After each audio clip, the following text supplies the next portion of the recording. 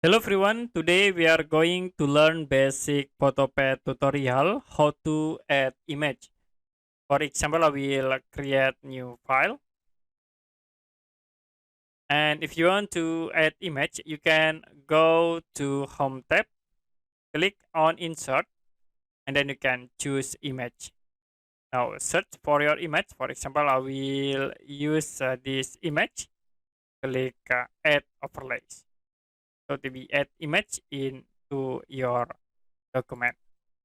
But again, you can click insert, go to image, and in here I will use this image, click open, and it will be attached into your file. Okay, that's it for basic Photopad tutorial, how to add image. If you have any question about tutorial, you can comment below this video.